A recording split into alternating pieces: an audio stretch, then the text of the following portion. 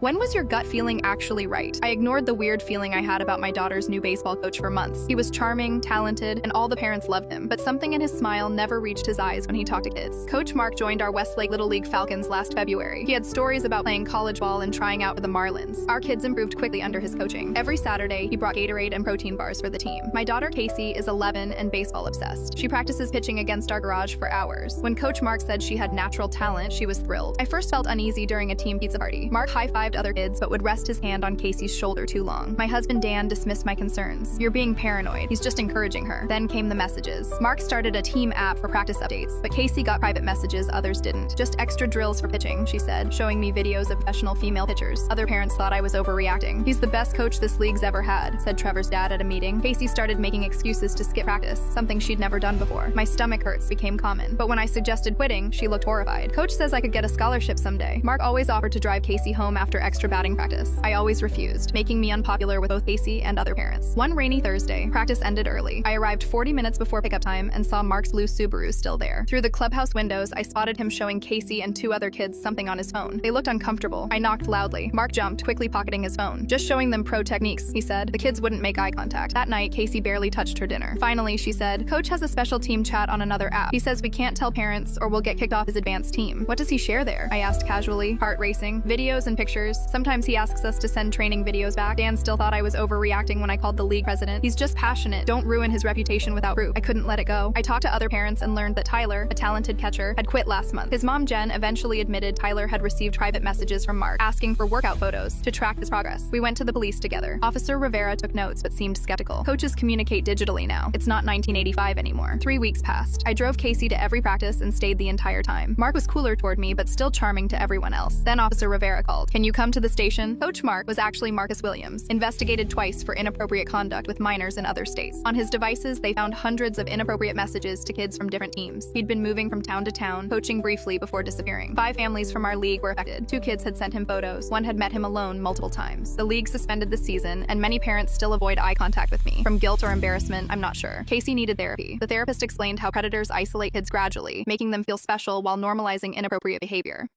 Caught my wife cheating in the most unexpected way possible. I still can't believe what happened. Last month, my wife came home super excited, holding up a positive pregnancy test. I smiled and hugged her, but inside, my heart dropped. See, 2 years ago, I had a medical condition that made it impossible for me to have kids. 3 different doctors confirmed it, and I went for yearly checkups to monitor my condition. I didn't say anything that night. Instead, I watched as she called all our family members to share the happy news. Everyone was thrilled, planning baby showers and picking out names. My mother-in-law even cried on the phone, saying she'd finally be a grandmother. I just nodded along, gathering evidence and planning how to handle this. Then came our family dinner last weekend. My wife insisted on hosting it to announce the pregnancy to everyone in person. She spent all day cooking her famous lasagna and decorating the house with blue and pink balloons. As everyone raised their glasses to celebrate, I stood up holding an envelope. "Before we continue," I said, "I have my own announcement." The room went quiet. I pulled out my medical records dated 2 years ago. According to 3 different doctors, I can't have children. So I have just one question. Who's the father? The glass in my wife's hand crashed to the floor. Her face went pale as her own mother read the medical documents. She tried to speak, but no words came out. Her father stood up and left the room. My mom squeezed my hand as I walked out, leaving my wife to explain herself to both our families. I never looked back. Told my parents I won't change my name because of their regret. I legally changed my name to Atlas when I turned 18. My birth certificate had Michael William Reynolds Jr. on it, named after my father who walked out when I was 2. For 16 years, I hated being called Junior or Little Mike. Every time someone said my name, it felt like dragging around the shadow of a man who decided we weren't worth keeping. School always started the same. "Michael Reynolds," the teacher would call. "I go by MJ," I'd answer, trying to create distance. Mom worked 2 jobs after he left. She'd help with homework despite being exhausted and never complained. Not even when grandparents would say, "He looks more like his father every day," as if that was a compliment. When I was 15, Mom started dating David. He was nothing like my father, quiet, reliable, with a dry sense of humor. An English professor who wore sweater vests and collected maps. His first visit, he brought me a journal instead of forcing some guy bonding activity. David never tried to replace my dad. He just showed up. He came to baseball games with his grading work, occasionally looking up to cheer. He helped with college applications and never made me feel like a burden. Once I heard him tell Mom, "He's not my son," but I couldn't be prouder if he was. Before senior year, I researched name changes. Nothing felt right until I remembered a book David gave me about Greek mythology. Atlas, the titan who held up the heavens. That resonated. When I told them my plan, Mom was supportive but confused. "Why Atlas?" she asked. "Because Atlas carried the world on his shoulders. That's how I felt, carrying Dad's name when he couldn't carry his responsibilities. At least Atlas never put down his burden and walked away." David nodded. "Names have power. They tell a story." "Exactly. I want to tell my own." After my birthday, I filed the paperwork. 6 weeks later, I became Atlas Reynolds. My first college letter addressed to my new name is still pinned to my board. Everything was fine until last week when my biological father called. Mom handed me the phone with a strange look. "Junior? How's my little Michael Jr.?" My stomach dropped. That person person doesn't exist anymore. What? My name is Atlas now. He laughed like it was a joke. That's not your name. You're Michael William Reynolds Jr. Named you myself. Right before you left, I added. I legally changed it. He said he was changed. Sorry. Wanted to reconnect. He'd moved back to town with his new family, but wanted to make things right with his first son. He kept repeating my old name like he could force it back onto me. Yesterday, I found his car in our driveway. Mom and David sat stiffly in the living room with my biological father on our couch like he belonged there. They ambushed me with dinner. Mom kept giving apologetic glances. David was quiet. My father dominated with stories about his new life, kids, and business. At dessert, he addressed the elephant in the room. So you've changed your name to Atlas? Like the map book? Like the Titan, I corrected. Well, he chuckled. Time to reconsider. You're starting college soon. Reynolds men have carried the Michael name for generations. 3, Mom said quietly. 3 generations. He waved her off. You're erasing your heritage, acting impulsively. I understand you were angry. Were? I repeated. But changing your name is extreme and hurtful. David cleared his throat. Atlas has given this a lot of thought. My father's eyes flashed. With all due respect, this isn't about you. I stood up and looked him straight in the eyes. Those eyes people said I inherited. You erased yourself from my life when I was 2. I won't change back to a name that reminds me of your regret. I'm Atlas now, carrying my own world, not yours. He argued I was being dramatic, that family names matter, that I'd regret this. I shook my head. The only thing I regret is taking 18 years to realize I could put down a burden I never asked to carry. Later, David joined me outside with hot chocolate. For what it's worth, he said, Atlas suits you. And somehow, I felt lighter than ever before.